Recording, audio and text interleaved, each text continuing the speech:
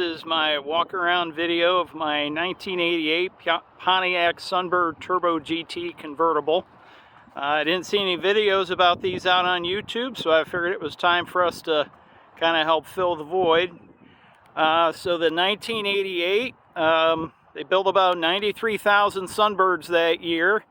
Of the convertibles, they built maybe about 2,000 of them in total. They're pretty rare to see on the road anymore. We're pretty happy to have this one. Kind of a couple of features of the 1988 model. The Sunbird GT was introduced in 1986. It was initially available in several different body styles. You could get a coupe, you could get a four-door sedan, you could get a three-door hatchback, and then you could get the convertible. The convertible was the most expensive of the GT options that were available. So as a result, the General Motors didn't sell a whole lot of them. They built the GT convertibles between 1986 and 1988. In total, they built about 10,000 of them over those 4 model years. So as I said, they built 2,000 to 2,500 a year. In 1988, General Motors modified the Sunbirds a little bit. They came up with a softer rear end and a new tail light assembly, as you can see here. The previous models were a little more squared off in the back. The GT convertibles this year also got the infamous luggage rack, as you can see on top of the trunk instead of a spoiler or a wing.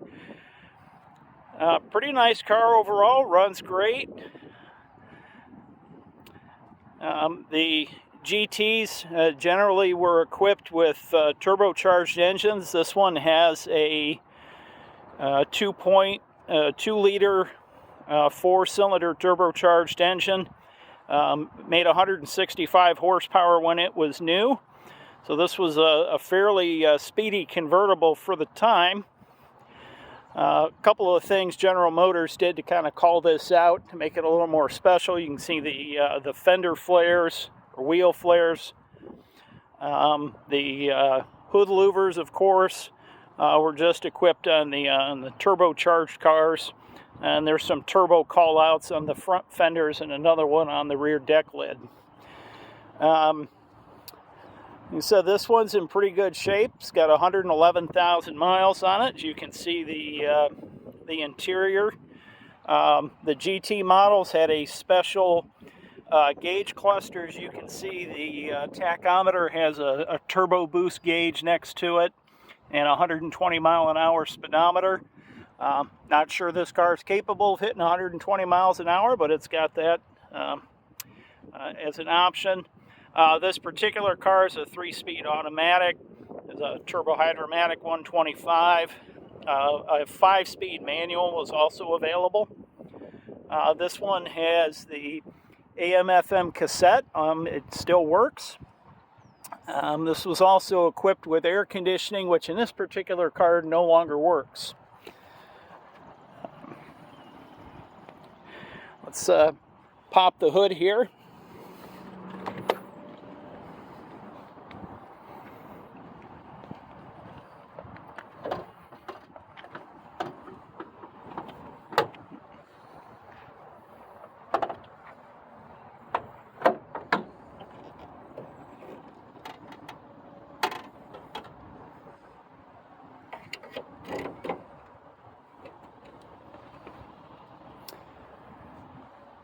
And here she is. This is a LT3 4-cylinder turbocharged engine.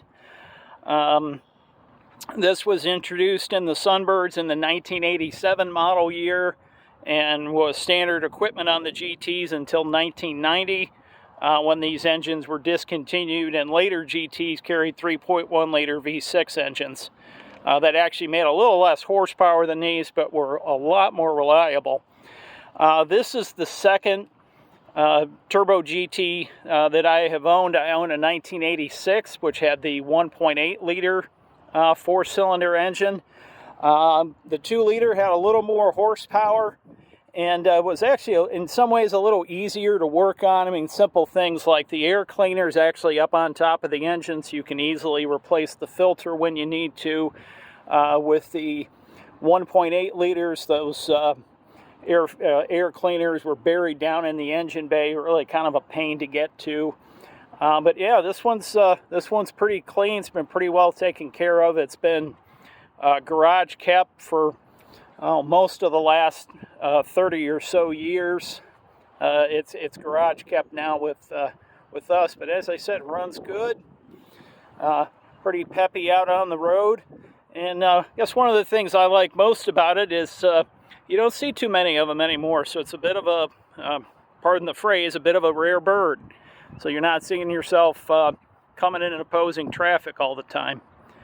So yeah, fun car, and you know, a nice blast from the past back to the 1980s.